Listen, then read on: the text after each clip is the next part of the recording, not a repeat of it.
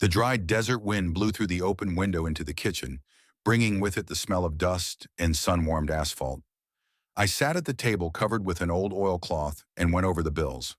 Every month it was the same: electricity, water, telephone. The ex-postal inspector's pension was enough to take care of the future, but not generous enough to allow for any excesses. My name is Alden Knox, and at 67, I live alone in a small house on the outskirts of Cathedral City.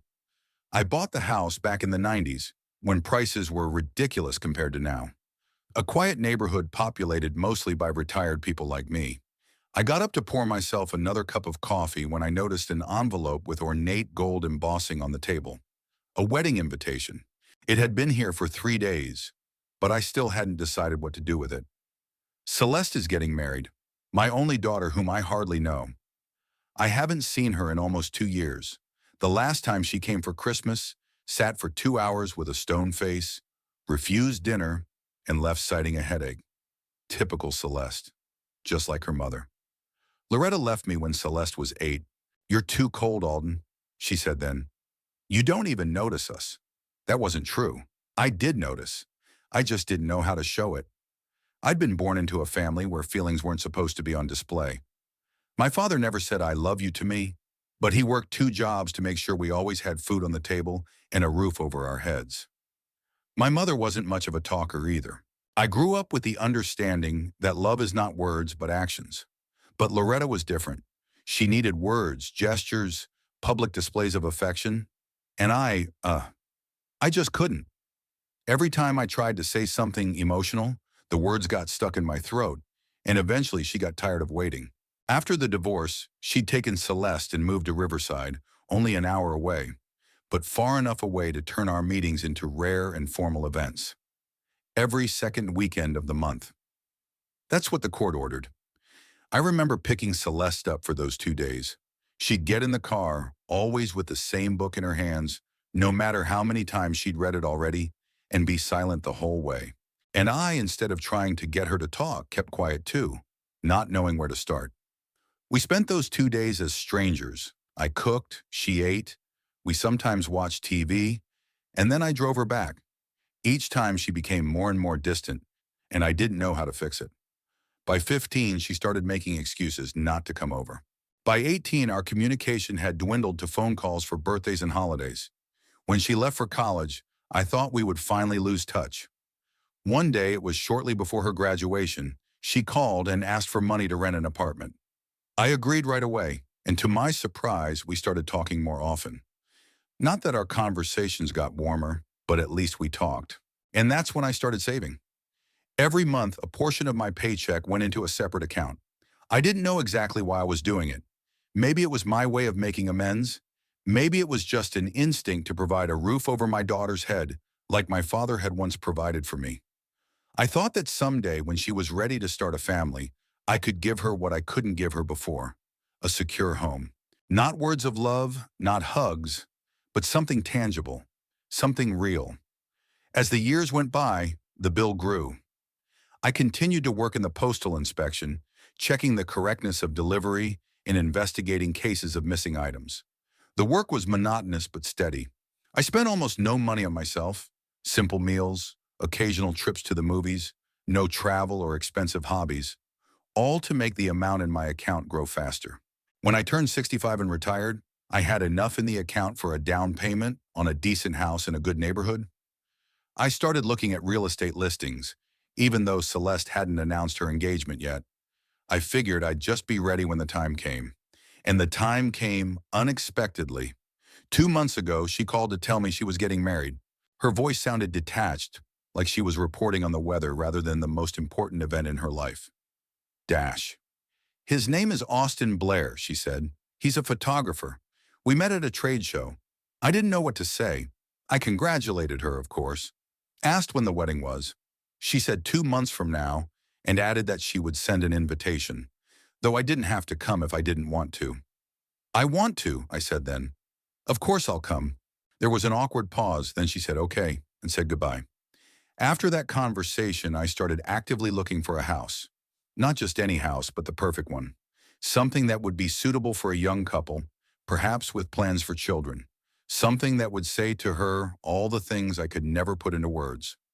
I found it 3 weeks later, a two-story, four-bedroom house in a nice neighborhood in Cathedral City. Brick with a big backyard and a pool, a house to raise kids in, host guests, live life to the fullest. The price was high, but not out of my range, especially considering the amount of money I had saved and my retirement benefits. I put down a deposit and started the paperwork, and now looking at the wedding invitation, I pondered how best to present my gift. Should I tell her in advance? Or should I surprise her at the wedding? What if she doesn't like the house? What if I messed it up again? I sighed and sipped the cooled coffee. As I got older, it started to seem bland to me, like so many other things in life. I pulled Celeste's picture from her college graduation out of my desk drawer. She was standing in her robe and cap, diploma in hand, but she wasn't smiling. Loretta stood next to her, putting her arm around her shoulders, and I stood a little to the side like a random passerby caught in the frame. I didn't know my daughter. I didn't know what music she listened to, what books she read, what she liked for breakfast. I didn't know why she chose this Austin or what she found in the photography she decided to dedicate her life to. I missed too much, but I knew one thing. I had a chance to do something right, to give her not just a house, but a chance to start a life without the financial worries that haunted Loretta and me at the beginning of our marriage. It might not fix everything, but it would be a start. I looked at the invitation again. The wedding is in 2 weeks. I'd already paid the down payment on the house, and if everything went according to plan, the house would officially be mine by the wedding day, and then hers. I pictured handing her the keys, seeing a real smile on her face for the first time in years, finally telling her what I'd never been able to say before. I've always loved you, Celeste. Always. It's decided. I will go to the wedding and give her this gift, and maybe I'll finally be able to have a relationship with the only close person I have left. I carefully placed the cup in the sink and picked up the invitation. I had to answer it and start getting ready. I had to buy a suit. The old one didn't fit anymore. I'd lost weight over the years and maybe get a haircut. I wanted to look presentable for my daughter's wedding. I dialed the realtor's number to see how the paperwork on the house was coming along. He assured me that everything was going according to plan and we should close the deal a week before the wedding. Perfect. For the first time in a long time, I felt something resembling hope. Maybe it's not too late. Maybe the house would be a bridge between us, the beginning of a new relationship. I knew it was naive, but I couldn't help but hope. I pulled an old box of pictures of Celeste from infancy to graduation out of the closet and started going through them. So much wasted time, so many missed opportunities, but maybe not all was lost yet. The Desert Horizons real estate agency office was located in a glass business center in downtown Cathedral City. The air conditioning was running at full blast and I wished I'd brought a sweater. Sitting behind a wide faux wood desk was Travis Wills, my realtor, a young man with slick back hair and a smile that never reached his eyes. "Congratulations, Mr. Knox." He held out a pen to me and pointed to the dotted line at the end of the multi-page document. All that was left to do was sign here, here, and here. I slowly read the last page of the contract. It was a habit left over from my job at the Postal Inspection Service, never to sign a document without reading it completely. Travis tapped his fingers impatiently on the table. "It's okay," he assured me. "It's a standard purchase agreement. The house would be officially yours in 3 days when we registered the title." I nodded and signed where indicated. It didn't occur to me that I had just spent almost all of my savings. But when I pictured Celeste's face when she saw the house, all doubts receded. "Are you sure you don't want to take another look at the house before you finalize the deal?" Travis asked. I shook my head. I'd seen it twice. That was enough. In fact, I'd already mentally organized every room. I imagined Celeste and her husband cooking in the spacious kitchen, hosting guests in the high-ceiling living room, their children playing in the garden under the orange trees. "Well then, congratulations on your purchase." Travis held out his hand to me. "You'll get the keys on Thursday after you check in." I shook his hand and walked out of the cool office and onto the hot street. The wedding was 10 days away. Everything was going according to plan. The next day, I got a call from Celeste. "Daddy," her voice sounded strained, as it always did when talking to me. "Tomorrow is the pre-wedding dinner, 7 o'clock, Oasis Restaurant on Palm Canyon Drive." Can you make it? Sure, I answered, trying to hide my surprise that she'd called at all. I'll be there. Sagten her. Okay. A pause followed. Austin and his parents will be there. And Mom and Fred. Fred was Loretta's second husband. I'd seen him twice, and both times we'd exchanged only formal greetings. I'd love to meet Austin, I said sincerely. Okay, she said quietly. I'll see you tomorrow then. She hung up before I could say goodbye. I spent the rest of the day getting ready for dinner. Ironed my best shirt, shined my shoes, thought about what I would say to my daughter's fiancé, the man she had chosen to live with. I wanted to make a good impression. The Oasis turned out to be a fancy restaurant with dim lighting and live jazz music. When I walked in, the maitre d' escorted me to a large table in the corner of the room. Celeste was already there, sitting next to a tall man with a neatly trimmed beard. Across from them was an older couple, obviously Austin's parents. Loretta and Fred hadn't arrived yet. Celeste noticed me and nodded slightly. No smile, no hug. I walked over to the table. Hi, Celeste, I said, trying to keep my voice casual. Dash, dash. Hi, she turned to the man next to her. This is Austin. Austin, this is my father, Alden. Austin reluctantly stood up and extended his hand to me. His handshake was sluggish and quick. Nice to meet you, he said in a tone that didn't match his words at all. Likewise, I replied. Congratulations to both of you. Celeste introduced me to Austin's parents, Howard and Alice Blair. They nodded politely, but I could see the appraising look in their eyes. My unfashionable shirt, old-fashioned haircut, and worn jacket didn't fit their idea of what a father of the bride should look like. I sat down across from Celeste, feeling out of place at this celebration of life. Only now did I notice how expensively she was dressed. A silk blouse, a designer watch on her wrist. Austin looked rich too, with a watch that cost probably as much as 3 of my monthly pensions. So what do you do, Alden? Alice Blair asked, taking a sip of wine. I'm retired, I answered. I used to work for the Postal Inspection Service. Oh, she exchanged a quick glance with her husband. How interesting.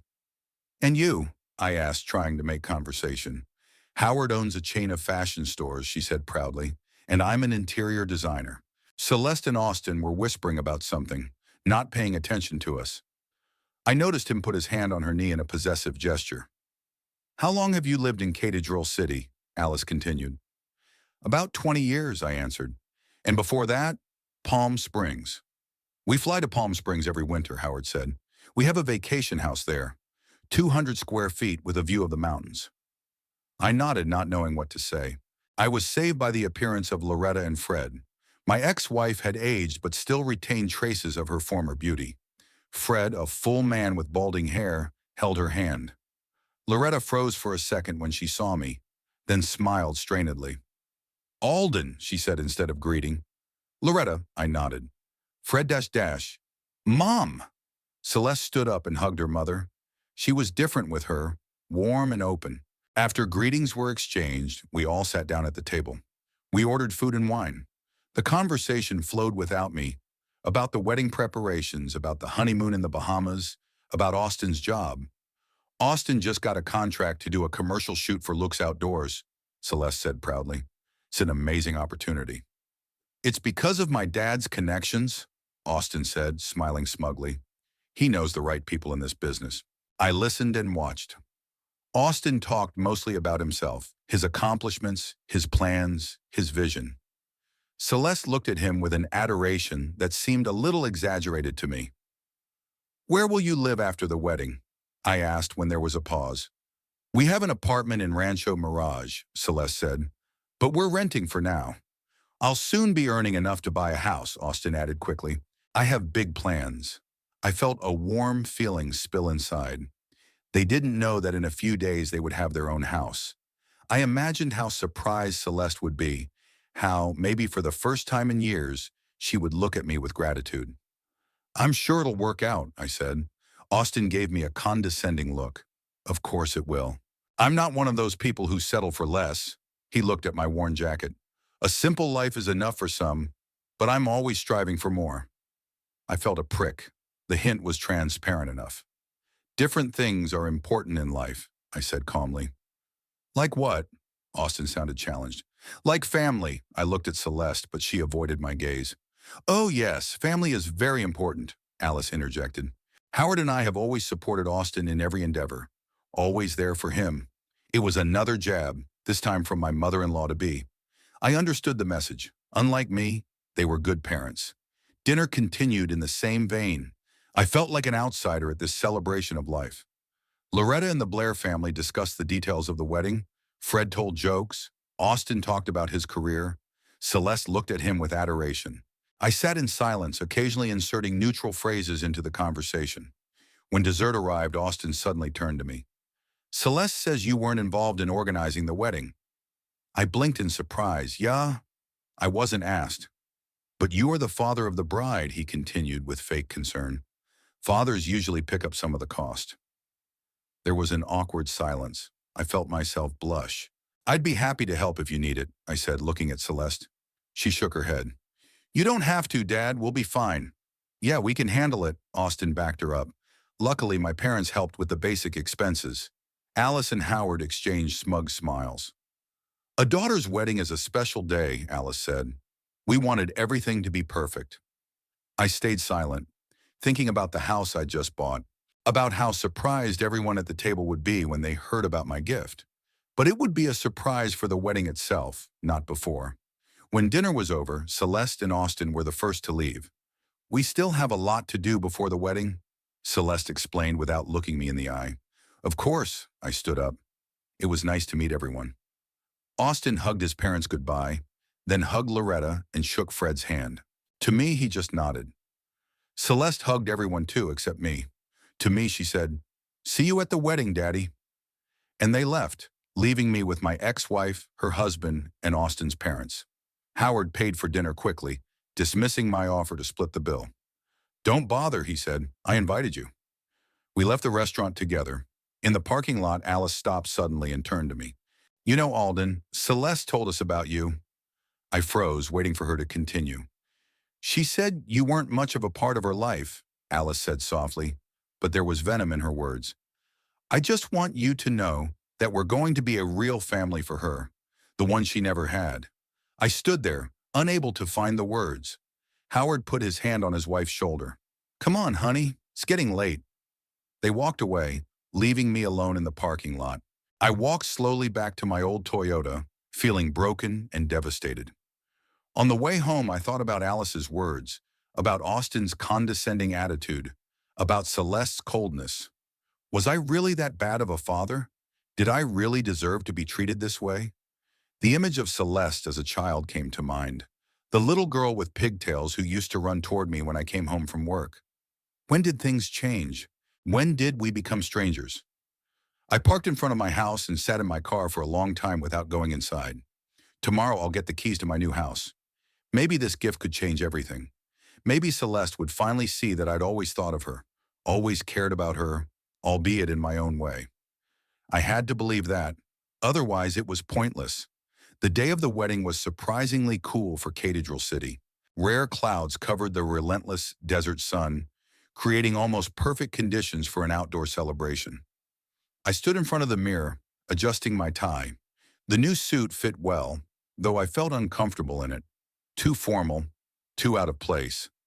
On the bedside table was an envelope with the deeds to the house and my keys, tied with a red ribbon. I thought long and hard about how best to present this gift. Should I present it before the ceremony? During the reception? In the end, I decided to wait until after the newlyweds were receiving congratulations and gifts from the guests. It seemed most appropriate. 3 days ago, I received the keys to the house and immediately went to inspect it again. Spacious, light-filled rooms, a modern kitchen, a cozy backyard with a patio and pool. It was exactly how I envisioned the perfect home for my daughter. I even hired a gardener to tidy up the garden before showing it to Celeste. After leaving the house, I got in my car and drove to the wedding venue, a country club overlooking the San Jacinto Mountains. The invitation indicated a 4 o'clock start for the ceremony, but I decided to arrive early to avoid the embarrassment of being late. The parking lot was already filled with expensive cars. My old Toyota looked ridiculous among them. I took the envelope with the documents, took a deep breath, and got out of the car. A girl with a clipboard was standing at the entrance to the club, noting the arriving guests. Good afternoon, she said with a professional smile. Your name? Alden Knox. I'm the father of the bride. Her smile became a little more genuine. Of course, Mr. Knox. The ceremony will be held in the garden, just outside the main building. You can go there now or wait in the lobby. I decided to look around. The club was luxurious. Marble floors, crystal chandeliers, antique furniture. I felt out of place among all this splendor. Some guests had already gathered in the lobby. I didn't recognize any of them. Celeste's friends? Austin's co-workers? I felt awkward approaching and introducing myself. Instead, I found a secluded corner and sat down, watching. Time passed. There were more and more guests. I noticed Austin's parents loudly greeting each newcomer as if they were the hosts of the party. Howard Blair clapped the men on the back. Alice kissed the women on the cheek. They looked completely in their element. At 4:15, a woman I identified as the wedding planner appeared. She announced that guests could proceed to the garden where the ceremony would take place. I rose and followed the crowd. The garden was decorated exquisitely. Rows of white chairs stood on either side of a center aisle lined with rose petals. At the end of the aisle rose an archway covered with flowers and silk ribbons. Beyond it was a view of the mountains, a scene worthy of a movie. I hesitated at the entrance, not knowing where to sit. The front rows are usually reserved for families, but no one directed me there. Finally, I just picked a seat on the edge, about in the middle, and sat down, clutching my envelope of papers tightly. The musicians began to play a quiet tune. The guests took their seats. I noticed Loretta and Fred in the front row. Loretta was wearing an elegant blue dress. Her hair, now streaked with gray, was styled in an elaborate style. Next to them sat Austin's parents. There was no front row seat for me. The thought pricked unexpectedly hard. I hadn't expected such a small thing to hurt so much, but there was no time to ponder it. The music changed, and all heads turned toward the front of the aisle. Austin appeared, dressed in an expensive black tuxedo. He looked cocky, like a man used to being the center of attention. He was followed by two men about his age, apparently best men. They stood under the archway, waiting for the bride to appear. And there she was, my Celeste, in a white dress that seemed to glow in the afternoon sun. Her hair was gathered in an elegant bundle adorned with flowers. She was beautiful. I felt a lump come up to my throat. My little girl. When had she grown up to be such a beautiful woman? Fred walked beside her. He was leading her down the aisle, fulfilling the role that traditionally belonged to the father of the bride, a role I was supposed to fulfill. I watched as Fred passed my daughter's hand to Austin as they exchanged loving glances as the ceremony began. All the while I sat motionless, clutching the envelope with the keys to the house I'd bought for them. The house that was going to be my way of showing Celeste that I always loved her, always thought of her, even if I didn't know how to express it. The ceremony was short and beautiful. Celeste and Austin exchanged vows, rings, and finally a kiss that confirmed them as husband and wife. The guests applauded, some of the women wiping away tears. I felt moisture on my cheeks too, but quickly wiped it away. After the ceremony, everyone was invited for cocktails on the patio while the newlyweds took pictures. I stayed seated for a few more minutes, gathering my thoughts, then slowly made my way to the bar. Ordering a glass of whiskey, I observed the guests. They all seemed to know each other, laughing, hugging, exchanging news. I stood apart, a stranger at my own daughter's celebration of life. An hour later, the guests were invited into the banquet hall. Round tables were arranged there, each decorated with floral arrangements and candles. At the entrance was a board with the seats. I found my name at table number 8, the farthest from the main table, where the newlyweds and their closest relatives were supposed to sit. At my table were some distant relatives of Austin's and a couple who introduced themselves as Celeste's co-workers. They greeted me politely, but the conversation didn't flow. After a few attempts, I left them to talk amongst themselves and focused on my plate. When the main courses were finished, the toast began. The best man, a friend of Austin's from his college days, spoke first. He told funny stories from their youth, making the guests laugh. Then Loretta took the floor. She talked about what a wonderful daughter Celeste had always been, how talented and determined she was. She thanked Howard and Alice for welcoming Celeste into their family with open arms. Not a word was said about me. After the toast, the dancing began. Celeste and Austin opened the evening with a beautiful waltz. Celeste then danced with Fred, and Austin danced with her mother. I watched all of this from behind my desk, still clutching my envelope of papers. When the formal part was over and the guests had dispersed, as some were dancing, some were out on the terrace getting some air, some were gathered around the bar, I decided it was time for my gift. I walked over to the table where there were boxes and envelopes of gifts and put my envelope on top, then headed over to Celeste, who was standing surrounded by her friends. "Celeste," I said as I walked closer, "can I talk to you for a minute?" She turned around and something resembling annoyance flashed across her face. "What is it, Dad?" "I wanted to give you my present in person." I pointed to the table of presents. "It's over there in the envelope." She sighed. "Okay, I'll be right there." I stepped back to the table and waited. A few minutes later, Celeste came over, followed by Austin. "So what about the present?" she asked, clearly anxious to get back to her friends. I took the envelope and handed it to her. "This is for both of you. I hope you like it." Celeste took the envelope and opened it. She pulled out the papers and ran her eyes over the first page. Her eyebrows rose in surprise. "This is... house?" I nodded, feeling my heart pounding with excitement. "Yes, I bought it for you. 4 bedrooms, pool, big garden. It's in a nice neighborhood." Austin snatched the papers from Celeste's hands and began to read. His face changed too, but not from joy or gratitude. "What the hell is this?" he said, looking at me. "Is this some kind of joke?" I was confused. "No, of course not. This is my wedding present to you." "A gift?" Celeste looked at me as if I'd said something offensive. "After all these years, you think you can just buy a house and everything will be fine?" I didn't understand her reaction. "I thought you'd be happy. The house is beautiful and it's fully paid for." "Oh, so you think you can pay it off?" Celeste raised her voice, and several of the nearest guests turned in our direction. "You think you can skip 20 years of my life and then just come and buy me a house and that'll fix everything?" Austin put his hand on her shoulder, but not to comfort her. "You know what?" he said, looking at me with disdain. "We don't need your handout. We're not beggars." "It's not a handout," I countered. "It's a gift. From my daughter's father." "Father?" Celeste was almost screaming now. "You weren't my father. You were just a man who showed up in my life once in a while, sat there stone-faced and didn't even try to recognize me." The people around us fell silent. Everyone was looking at our little scene. I saw Loretta heading towards us with a concerned look on her face. "Celeste, I've always loved you," I said quietly. "I just didn't know how to show it." "Loved you?" She laughed bitterly. "Loving fathers don't miss school plays. Loving fathers don't just call on birthdays. Loving fathers take an interest in their children's lives." Every word hit like a hammer. The worst part was, I knew she was right. I wasn't a model father. I didn't know how to express my feelings. I didn't know how to be there for her the way she needed me to be.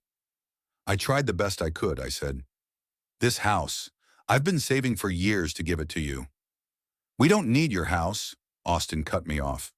"We'll have our own house bought with my money." Loretta walked over to us. "What's going on?" "Dad has decided to buy us a house," Celeste said bitterly. "He thinks he can buy a role in my life." "Alden," Loretta looked at me with pity, "I think you'd better leave." "Yeah, get out," Celeste shouted, and her voice trailed off. "Get out and don't come back. You've ruined my wedding day like you've ruined everything in my life." I stood stunned by her words. A crowd of guests had gathered around us. I saw Howard and Alice Blair looking at me with judgment. I saw Fred shuffling awkwardly from foot to foot. I saw strangers whispering as they looked at me. "You heard my daughter," Austin said, stepping forward. "Get out of here. You're not needed here." I nodded slowly, feeling something inside me finally break. "Okay," I said quietly, "I'll leave." "And take your papers." Austin threw the deeds to the house at my feet. "We don't need your pity." I bent down to pick up the papers and heard a chuckle. Some of the guests were finding the situation amusing. Straightening up, I looked into Celeste's eyes. "I regret not being the kind of father you wanted me to be, but I never stopped loving you." She turned away without saying a word. I turned and walked toward the exit, feeling the stares of everyone present. Some were whispering, some were laughing openly. I could hear Austin saying something loudly to his friends, and they were laughing. Stepping out into the fresh air, I took a deep breath, trying to calm myself down. The pain was almost physical, like someone had ripped out a part of my heart. I walked to the parking lot and got in my car. The deed to the house was on the passenger seat. The house I had bought with so much hope, the house that was supposed to be a bridge between me and my daughter, had turned out to be another wall. I started the engine and drove slowly out of the parking lot, leaving behind the bright holiday lights, music, and laughter. Leaving behind my daughter who had just told me she didn't want to see me. I drove slowly, as if in a fog. My thoughts were confused. I heard Celeste's words over and over in my head. Get out! I heard Austin and his friends laughing. There was the music of the wedding waltz. As I drove up to my house, I suddenly realized I was crying. Tears were streaming down my face, and I didn't even try to hold them back or wipe them away. For the first time in years, I allowed myself to openly express my pain. I parked in front of the house and sat in the car for a long time, unable to get out. The deeds to the house lay nearby. Useless papers, a symbol of my failed attempt to make things right. In that moment, I made a decision. I'm going to sell the house. I will use the money in a different way. I will start a new chapter in my life. A chapter without the pain of rejection, without the futile attempts to earn the love I don't want to be given. I wiped my tears and got out of the car. My back was straight, my shoulders squared. No matter what happens today, I will keep my dignity. It was all I had left. The next morning, I woke up feeling strangely empty. It was as if I'd burned out inside, and all that was left was ash. For a few minutes, I just lay there, staring at the ceiling, replaying the events of yesterday in my head. Celeste's words, Austin's taunts, the pitying looks from the guests. The deeds to the house lay on the kitchen table. I sat in front of them with a cup of coffee, rereading the terms of the deal and pondering my next steps. The house was fully paid for. According to the deed, I was its sole owner. I could do whatever I wanted with it, sell it. It seemed like the only right thing to do. I picked up the phone and dialed Travis Wills, the realtor I'd worked with on the purchase. Travis Wills speaking, came his energetic voice. Good morning, Travis. This is Alden Knox. Dash Mr. Knox. His tone became even more enthusiastic. It's good to hear from you. How are you enjoying your new home? Have you moved in yet? No, I paused. I want to sell it. There was a brief silence. Sell it? Travis asked. But you just bought it. Is there something wrong with the house? There's nothing wrong with the house. It's just a change of circumstances. I understand, he said, though it was obvious he didn't. Well, the market's booming. I think we can sell it for a small profit. When would you like to start the process? Today, I answered. The sooner the better. We agreed to meet in 2 hours at his office. I hung up the phone and finished my cold coffee. The decision had been made and I felt a little better. Getting ready for the meeting, I thought about what I would do with the money from the sale. The amount was considerable. I could put it in an account and live off the interest, supplementing my pension. I could buy a smaller apartment in a more upscale neighborhood. And then I had a thought that made me freeze with my shirt half buttoned. What if I spent that money on myself? Not on investments, not on real estate, but on living. On something I'd always dreamed of, but never allowed myself. Travel, the roads of America, freedom. When I was young, long before I met Loretta, I dreamed of buying a van and traveling all over the States. See the Grand Canyon at sunrise. Ride the Golden Gate in San Francisco. Visit the jazz clubs of New Orleans. Hike the fall forests of New England. But then there was work, marriage, responsibility. Dreams got pushed aside and then forgotten. What if now, when I'm 67 and owe no one anything, I finally realize that dream? Buy a nice van, convert it for life, and hit the road? The thought filled me with an excitement that I hadn't felt in years. I quickly finished getting dressed and left the house with renewed determination. The meeting with Travis was quick and businesslike. He explained the selling process, we signed the necessary paperwork, and he promised to start looking for buyers immediately. Given the location and condition of the house, I think we can sell it within a month. 2 at the most, he said as he shook my hand goodbye. When I left the office, I didn't go straight home. Instead, I headed to Desert Motors. a dealership that specialized in vans and campers.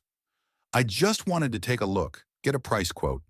But when I saw it, a silver Ford Transit with a high roof and extended base, I knew it was exactly what I needed. The young salesman, seeing my interest, came over and started telling me about the specifications. Diesel engine, all-wheel drive, fuel economy. I listened half-heartedly, imagining how I could convert this empty van into a cozy home on wheels. A bed, a small kitchen, storage space, maybe even a tiny bathroom. "How much does it cost?" I asked, interrupting the flow of technical information. The seller quoted an amount that was about a quarter of the expected proceeds for the house. Fairly reasonable. Another quarter would be spent on remodeling and improvements. That would leave half, more than enough for a few years of traveling, given my pension. I didn't buy the van straight away. I had to wait until the house was sold. But I did pick up a brochure and contacts for companies that convert vans into motorhomes. When I got home, I felt a surge of energy for the first time in a long time. I sat down at my computer and started researching routes, national parks, campsites for motorhomes, made lists of places I wanted to visit, watched videos about RV life, planning. Planning helped me not think about Celeste, about the wedding, about my humiliation. I was completely absorbed in a new idea, a new goal. For the first time in decades, I thought only of myself, of my desires, and it was, liberating. 2 weeks later, Travis called with good news. "We have a buyer, Mr. Knox, a young couple with a child. They're willing to pay even a little over asking price. They really like the house and the neighborhood. We set up an appointment to sign the papers." Everything happened quickly, as if fate itself was pushing me towards a new life. The day I signed the documents to sell the house was a turning point in my life. The money was deposited into my account, and now there was nothing to stop me from realizing my plan. I immediately went to the car dealership and bought that silver Ford. Then I contacted a company specializing in van conversions and ordered a complete interior makeover. They showed me designs, samples of materials, and layout options. I chose the essentials: a comfortable bed, a compact kitchen with a stove, and a small refrigerator, a folding table, a storage system, solar panels on the roof for autonomous power supply, a small bathroom with a shower and a bio toilet. Everything is thought out to the last detail. Everything is functional and yet cozy. The remodeling process was to take about a month. During that time, I planned to sell most of the furniture and belongings from my house, leaving only the essentials that could fit in the van.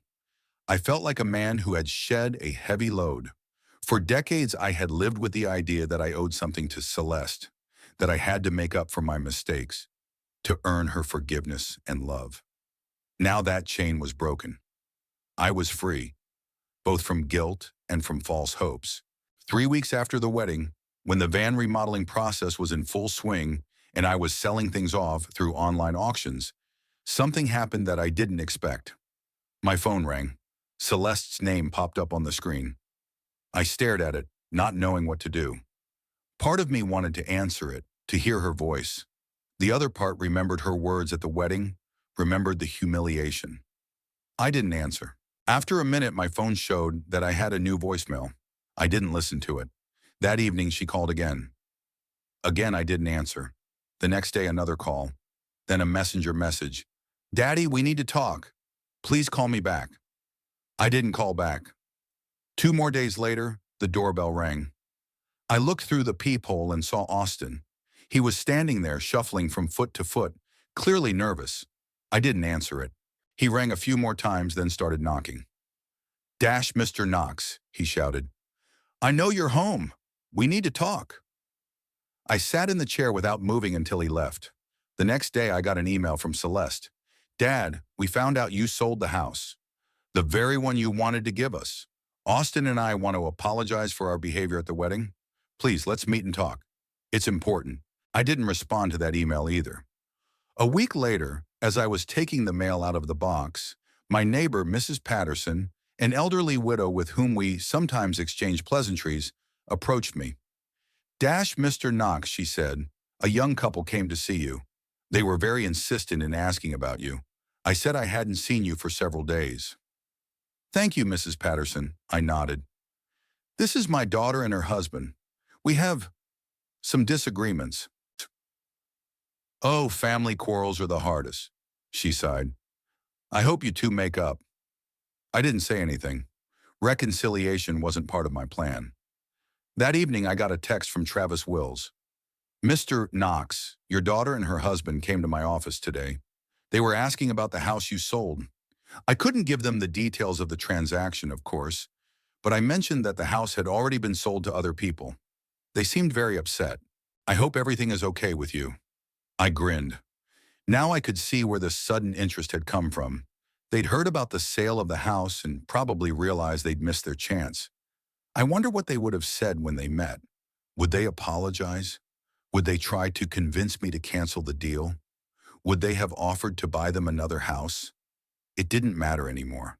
The decision had been made, and I wasn't going to change it. The next day, I drove to the workshop to see how my van was coming along. The progress was impressive. Inside, the frames for the bed and kitchen were already in place. The electrical wiring had been laid, and the finishing of the walls had begun. The foreman, an elderly man named Ray, proudly showed me every detail. In 2 weeks, it will be ready, he said. Have you decided where you will go first? Up north, I said. Oregon, Washington. I want to see the forests and the ocean. That's a good choice, Ray nodded approvingly. I was up there myself last summer. It's beautiful. When I got home, I found another message from Celeste on my answering machine. Dad, please call me back. This is really important. Austin and I want to apologize. We were wrong. Please. There was a desperation in her voice that might have moved me before, but not now. I saw the situation clearly now. They only wanted to contact me after they found out about the sale of the house. Not before. Not the day after the wedding, when they could have called and apologized for their behavior. No, not until they realized they had missed out financially. The calls and texts continued for a few more days. I ignored them all. Instead, I was busy preparing for my new life, researching routes, planning stops, reading reviews of campgrounds and attractions. I began to realize that I hadn't been living my life for the past few decades. All my decisions, all my actions were dictated by a sense of duty, a sense of guilt, a desire to right past wrongs. I had forgotten about my own dreams, my own desires, and now at 67, I was finally beginning to live for myself. This realization didn't bring bitterness, rather a strange calmness. It was as if I had finally found my way after years of wandering in the dark. One evening, as I was sorting through my things, deciding what to take with me on my trip and what to leave behind, the doorbell rang again. This time it was Celeste, alone, without Austin. I saw her through the peephole. She looked tired, dark circles under her eyes. I hesitated. Part of me still wanted to open up, to hear what she had to say, but the other part, the part that was finally free, knew that no good would come of it. Any conversation would only lead to more pain, more disappointment. I didn't open the door. Celeste stood at the door for almost 20 minutes, ringing and knocking. Then I heard her crying softly. Finally, she left. The next day, I got one last message from her. Daddy, I realize you don't want to see us. We behaved horribly at the wedding. I said things I shouldn't have said, but please give us a chance to apologize in person. Austin and I will be waiting for you at the Morning Star Cafe tomorrow morning at 10 o'clock. Please come. I reread the message several times. Part of me wanted to go, to hear their apology. But what would it change? Would it bring back the years of estrangement? Would it heal the wounds caused by Celeste's words at the wedding? Would it change the way they treated me for real, and not because of money? I knew the answer, and the decision was made. Tomorrow I'm not going to the cafe. Tomorrow I will go to pick up my finished van, my new home, my new life. And in a day or two, I would be leaving Cathedral City, leaving behind everything that tied me to the past. My home, my memories, my unfulfilled hopes for a relationship with my daughter. It was a hard decision, but the only right one. Sometimes you have to let go in order to move on, and I was ready to move on. The morning was clear and cool. I woke up early, feeling strangely calm. Today was the day I was to pick up my van, fully equipped, ready for the long haul. One last step before starting a new life. I wasn't going to go to the Morning Star Cafe, where Celeste and Austin were waiting for me. Instead, I planned to drive to the shop, pick up the van, and then come home and finish packing. I scheduled my departure for the next morning, early at dawn. I showered, shaved, dressed, and ate breakfast. I checked the list of things I was going to take with me: clothes for different seasons, a few books, a laptop, documents, necessary medicines, kitchen utensils, camping equipment. Everything was ready, neatly packed in boxes waiting to be loaded. At 9:30, I left the house and got into the car. The workshop was on the outskirts of town, about half an hour away. I turned on the radio. They were playing old rock hits from the 80s, the music of my youth. Singing along to the familiar tunes, I drove out of my neighborhood and headed toward the highway. And that's when I saw them. Celeste and Austin were standing by their car parked across the street from my house. As soon as I pulled out, they got in their car and followed me. I cursed to myself. They'd obviously decided to intercept me before the cafe, fearing I wouldn't show up for the meeting. And they were right. For a while, I wondered what to do. Try to break away, drive to the workshop, hoping they'd back off? Or should I meet them and end this farce once and for all? In the end, I decided it was better to end it now. I pulled into a parking lot by a small park, a neutral area, where we could talk without attracting too much attention. Their car, a brand new white Audi, parked nearby. I got out and, without waiting for them, headed for the bench by the artificial pond. It was still early, and there was almost no one in the park, just an elderly couple walking a small dog and a lone jogger running laps on the path. Celeste and Austin walked over and stopped a few feet away from me. They looked different than they had at the wedding. Celeste was pale with circles under her eyes as if she hadn't slept for several nights. Austin had lost some of his swagger. He stood slouched, his eyes running. "Daddy," Celeste began. "Thank you for agreeing to talk." "I didn't agree," I said calmly. "You just tracked me down." "We've been trying to contact you for weeks," her voice trembled. "You didn't answer the phone. You didn't answer the door. After what happened at the wedding, are you surprised?" She lowered her eyes. "We behaved terribly. I said things I shouldn't have said. I was emotional. It was a stressful day. And you waited almost a month to apologize," I pointed out. "Only after you found out about selling the house." Celeste and Austin exchanged quick glances. In that exchange, I saw everything I needed to know about the purpose of their visit. "We talked to the realtor," Austin interjected. "He said you sold the house to that young couple." "That's right," I confirmed. "But why?" Celeste stepped closer. "You wanted to give it to us. And you didn't want to accept it," I reminded her. "You made it pretty clear that you didn't want my gift." "Ah, we were wrong." Austin tried to put a guilty expression on his face. "We didn't appreciate your generosity." "The deal's closed," I said. "The house is sold. The money is received and spent. The matter is closed." "Spent?" Celeste looked stunned. "All the money?" "Most of it, yes." "For what?" Austin sounded disbelieving. I didn't answer right away. I looked at both of them, at their confused faces. They really couldn't imagine that I could spend that much money on anything other than them. "It doesn't matter," I said at last. "The money is mine, and I've used it as I see fit." "Dash Daddy," Celeste suddenly knelt down in front of me. "Please forgive us. We made a terrible mistake. I've been so ungrateful." Austin, after a second's hesitation, knelt down beside her as well. "Dash Mr. Knox," his voice sounded unaccustomedly humble. "I acted like an idiot. We both realized what a fool we were to refuse your generous gift." I looked at them, kneeling before me, and felt nothing. No anger, no satisfaction, not even pity. Just a strange detachment, as if I were watching a scene from a movie I wasn't particularly interested in. "Stand up," I said. "You look ridiculous." They stood up, exchanging uncertain glances. "Daddy," Celeste continued, "maybe we could start over. I know we've hurt you, but we're truly remorseful. A fresh start?" I allowed myself a slight chuckle. "Start over what exactly?" "We never had a real relationship, Celeste. You said so yourself at the wedding." "I didn't mean it," she shook her head. "I was upset. I was angry." "You were being completely honest," I countered. "For the first time in years. And I appreciate that honesty. It helped me see the situation for what it was." "But Mr. Knox," Austin interjected, We really want to make things right. Maybe we could, I don't know, help you in some way. I have connections. I might be able to. I raised my hand, stopping him. I don't need your help. I've made a decision about my life, and it doesn't include you. What do you mean? Celeste frowned. I sighed. Maybe I should have just walked away without explaining myself. But some part of me wanted them to know exactly what they lost, what they'd given up with their arrogance and cruelty. I bought a van, I said, converted it into a mobile home. I'm leaving Cathedral City tomorrow. Traveling the country, visiting the places I've always wanted to see. Live the life I've always put off for later. They looked at me with such amazement that in another situation I might have found it amusing. The van? Austin interjected.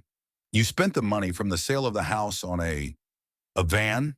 And on retrofitting it, I nodded, and on making sure I could travel for the next few years.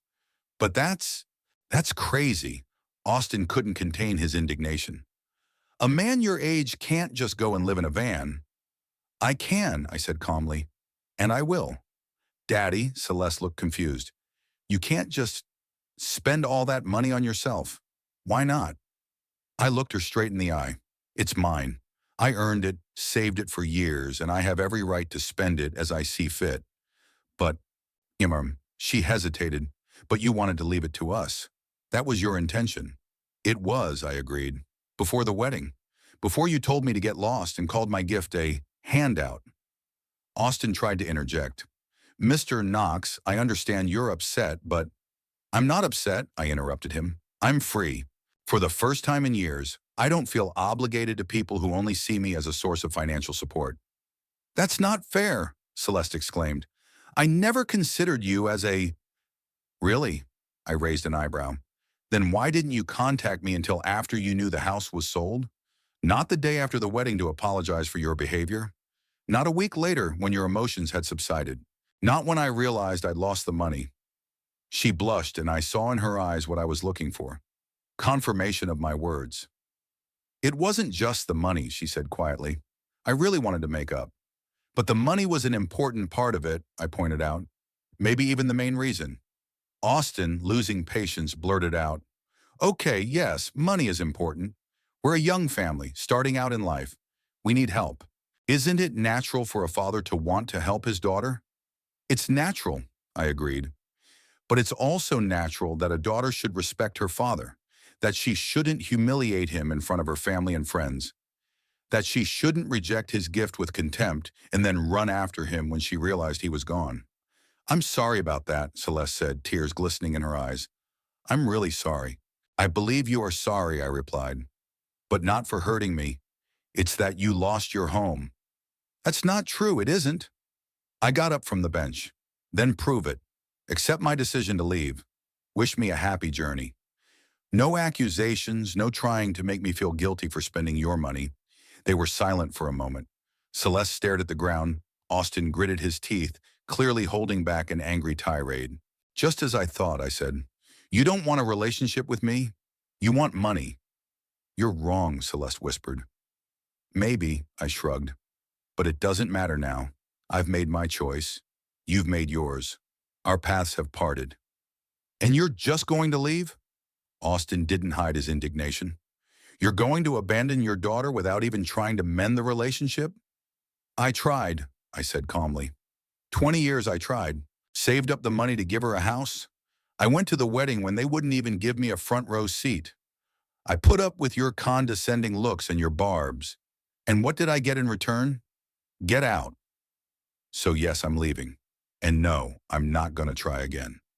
Celeste suddenly burst into tears. Not quiet tears, but actual sobs that shook her entire body. Austin awkwardly put his arm around her shoulders, casting an accusing look at me. See what you've done? He said. You've put her in such a state. No, Austin, I shook my head. It was the realization that she'd lost her home that put her in that state, and maybe a little acting to make me feel guilty. You're a monster, he hissed. No, I shook my head again. I'm just a man who finally saw the truth and decided to live my own life, not someone else's expectations. I walked around them and headed for my car. Celeste, through her sobs, shouted after me, You're going to regret this, Daddy. When you're alone in that stupid van of yours, you're going to regret it. I stopped and turned around. You know, Celeste, I've done a lot of things in my life that I've regretted. Married a woman who didn't understand me. Let her take you away and turn you against me. I didn't fight for our relationship when I had the chance. But this? I pointed at the van. I'll never regret this. I got in the car and started the engine. In the rearview mirror, I could see them, Celeste sobbing on Austin's shoulder, and him staring after me with an expression of impotent rage. They couldn't believe I was really leaving, that I'd spent their money on me, that I had chosen freedom over trying to buy their love. I pulled out of the parking lot and headed toward the workshop. On the way, I felt a strange calmness. It was as if the heavy weight I'd been carrying my whole life had suddenly disappeared. I was no longer indebted to Celeste. I wasn't bound by obligations that arose out of guilt. I was free, really free, for the first time in decades. Waiting for me in the workshop was Ray, standing proudly beside my van. And what a van! The silver Ford had been transformed. It was now a real home on wheels, with solar panels on the roof, a compact kitchen, a comfortable bed, a shower and toilet, and an elaborate storage system. It was exactly as I dreamed it would be. How was it? Ray asked, eagerly awaiting my reaction. I walked around the van, inspecting every detail, checking all the systems. Everything was perfect. Oh, it's exactly what I needed, I said, not hiding my admiration. You did a great job, Ray. Glad you like it, he brightened. When do you leave? Tomorrow at dawn, I said, impatience in my voice. Have a safe trip. Ray shook my hand. And safe journey. A safe journey. The words sounded like a blessing. I got behind the wheel of the van, started the engine, and drove slowly out of the shop. My new home, my ticket to a new life. As I drove back to the old house, I thought about meeting Celeste and Austin, about their faces when they found out the money had been spent, about their attempts to manipulate me, to make me feel guilty. And I realized I'd made the right decision, the only decision I could make. Tomorrow I'm leaving Cathedral City. I will leave behind my old life, my old grudges, my old hopes. Ahead is the road, freedom and a whole world waiting to be seen. Dawn over the Mojave Desert is a sight worth seeing at least once in a lifetime. The red-orange sun slowly rises over the horizon, painting the rocky peaks in the colors of flame. The air is clean and clear, filled with the scents of wild grasses and heated sand. I sat on a folding chair by my van, sipping freshly brewed coffee from an iron mug. My camp was set up in a small camping area near Joshua Tree National Park. There were a few other motorhomes and tents around, but at this early hour, everyone was still asleep. It had been 3 weeks since I'd left Cathedral City, 3 weeks of a new life. I moved without much of a plan, stopping where I liked, leaving when I wanted to change. The first few days were a little awkward. I was getting used to life in the van, learning how to conserve water, operate the solar panel system, find convenient parking spots, but soon it became a habit, second nature. I crossed the California-Nevada border, drove to Las Vegas, but not to play in the casinos, just to see that city of neon lights. Then headed north to Utah's national parks. Zion, Bryce Canyon, Capitol Reef, each one struck me with its wild, ethereal beauty. I spent days exploring hiking trails, photographing amazing landscapes, reading books in the shade of juniper trees. And all the while, I didn't think about Celeste. Or rather, I tried not to. Sometimes, of course, the memories would come flooding back, especially in the evenings, when I sat by the fire, looking up at the stars. Then I allowed myself a few minutes of sadness, a few minutes of thinking about what might have been, and then I'd let those thoughts go, like balloons, and come back to the present moment. I kept my phone off most of the time, turning it on every few days to check the weather and maybe the news. Celeste kept calling and texting. I didn't read the messages, didn't listen to the voicemail. Whatever she had to say didn't matter anymore. After Utah, I turned west, back to California, but this time toward the coast. I drove through the Sierra Nevada mountains, stopping in small towns, talking to the locals, sampling regional specialties at roadside cafes. And now I'm back in the desert, but with a new perspective on the world and my life. The sun had risen higher and the air was starting to heat up. I finished my coffee and decided to take a walk before it got too hot. I put on a wide-brimmed hat, grabbed a bottle of water and a camera I'd bought in one of the towns along the way. The path led through thickets of cacti and bizarre Joshua trees, so named by Mormon settlers, to whom they reminded me of the biblical prophet raising his hands in prayer. I walked slowly, stopping to photograph particularly interesting specimens, watching lizards slithering across the heated rocks and birds soaring through the blue sky. When I returned to camp, the neighbors were already awake. An elderly couple from Oregon was cooking breakfast on a portable stove. A young family with 2 children was packing for a trip to the park. In the corner of the site, I noticed a new camper that hadn't been there yesterday, a compact bright blue van with solar panels, similar to mine. A woman about my age was fiddling with it, setting up a folding table and chairs. She caught my eye and waved. "Good morning, neighbor," she shouted. "Beautiful day, isn't it?" I came closer. "Beautiful indeed," I agreed. "How long have you been here?" "Got here late last night," she held out her hand. Elaine Murphy. "Alden Knox," I shook her hand. "Traveling alone too?" "Third year," she smiled. "After I retired, I decided I'd stop staying home and waiting for my grandchildren to visit their grandmother. I bought this van and have been on the road ever since." We got to talking. Elaine was a school teacher from Minnesota, widowed 10 years ago. 2 children, 5 grandchildren, all scattered in different states. She talked about the places she'd visited, the people she'd met on the road, the freedom this lifestyle gave her. "How about you?" she asked. "How long have you been on the road?" "Only 3 weeks," I answered. "I'm new at this." "Oh, then you have a lot to learn," she laughed. "I've got great maps of campgrounds, lists of places to stay for free, contacts of mechanics who won't rip you off. I can share them with you if you want. I can share if you want." We spent the afternoon swapping stories and tips. Elaine told me about a community of van lifers, people who live in vans and travel the country, about the meetings they organize, the mutual help, the friendships that arise on the road. "You should join us at the next meeting," she said. "In 2 weeks in New Mexico. There'll be 30 or 40 hobos like us. Grilling, music, swapping stories and itineraries. You'll love it." I agreed, surprised at my decision. I used to avoid large crowds, preferring solitude. But now, for some reason, the thought of meeting other travelers seemed appealing. The next day, Elaine and I set out to explore the national park. She knew the trails that weren't in the tourist brochures, the places with the best views. We climbed one of the rocky peaks and sat there for a long time, looking out at the vast desert below. "You know what I love about this lifestyle?" Elaine said as we walked back to the campground. "That every day is a new beginning. No past to drag you back. No obligations that hold you back. Just you, the road, and the possibilities." I nodded, realizing what she meant. For the first time in years, I felt the same way.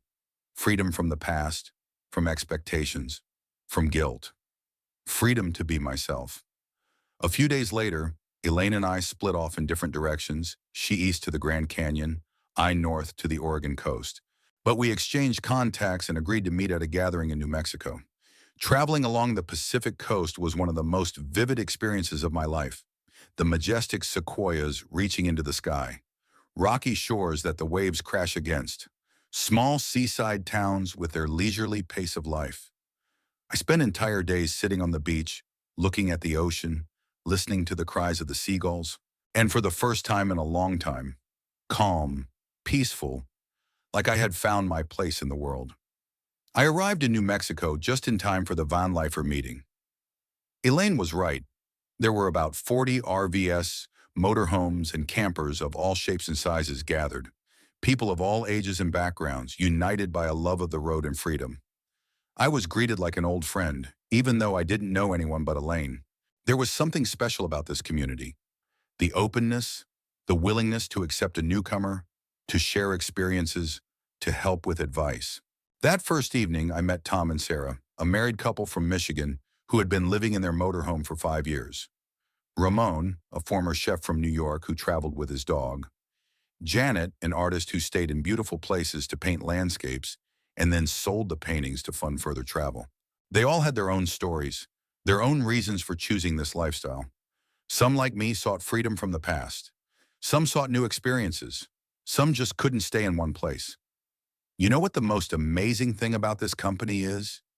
Elaine told me the second day we met, sitting around the campfire, that we're all so different, but we understand each other better than our family back home. I reflected on her words. Indeed, I felt a strange connection to these people I had only known for a couple days. A deeper connection than with Celeste, with whom I shared blood ties but so many misunderstandings and resentments. The meeting lasted a week. We cooked together, shared stories of the road, helped each other with RV repairs, played cards in the evenings, sang guitar around the campfire. And the whole time I didn't turn on my phone, didn't check messages, didn't think about the past. I was completely in the present moment, enjoying every minute of it. When it was time to disperse, I found that I had a new circle of friends. We arranged new meetings, exchanged itineraries, and created a group on Messenger to keep in touch. I, who had always considered myself a loner, was suddenly part of a community. And that sense of belonging was pleasant. Months succeeded each other. I traveled through Colorado, Wyoming, Montana, saw Yellowstone with its geysers and hot springs. I've watched herds of bison in Badlands National Park, fished in Minnesota's crystal clear lakes, photographed fall leaves in New England. Sometimes I traveled alone. Sometimes I joined other van lifers. We would meet at designated places, spend a few days or weeks together, then drift apart again. A traveling tribe bound together by invisible threads of friendship and shared values. Elaine and I met most often. Our routes often crossed as if an invisible force had brought us together. We became close friends. Sometimes I thought maybe something more, but neither of us rushed things. We had all the time in the world. The year passed unnoticed. I changed, tanned, lost weight, grew a beard. I smiled more, took life easier. I learned to find joy in small things. In a cup of coffee, drunk at dawn, in a conversation with a stranger in a roadside cafe, in the sunset, painting the sky in incredible colors. And all the while, Celeste kept calling and writing. I knew this because sometimes turning on my phone, I saw the notifications, but I didn't open the messages, didn't listen to the voicemail. It was another life, another world to which I no longer belonged. One day, exactly a year after I left Cathedral City, I found myself back in California. Didn't plan it on purpose, it was just the route that brought me here. I stayed at a small campground near the coast, a couple hours drive from my former home. I was sitting on a rock in the morning, looking out at the ocean, when my phone vibrated in my pocket. I pulled it out, going to check the weather forecast, and saw a new message from Celeste. "Dad, I know you don't read my messages, but I keep writing because I hope one day you will read them. I've made a mistake. Many mistakes. I lost my father because of my pride and stupidity. If you ever want to talk, I'll be waiting, always. Love you." I stared at the screen, not knowing how to feel. A year ago, those words might have moved me, made me go back, try to make things right. But now I was a different person. I had found my path, my happiness, and it didn't depend on Celeste's forgiveness or her love. Without answering the message, I turned off my phone and tucked it into my pocket. I sat there for a moment, staring at the ocean, saying goodbye to the past for good. Then I got up and walked to my van. Elaine was waiting for me there. We agreed to meet here and travel the Northwest coast together. "Are you ready?" she asked, smiling. I nodded, feeling overwhelmed by the joy of the journey ahead, of her company, of the freedom that was now an integral part of my life. "Where should we go first?" I asked, getting behind the wheel.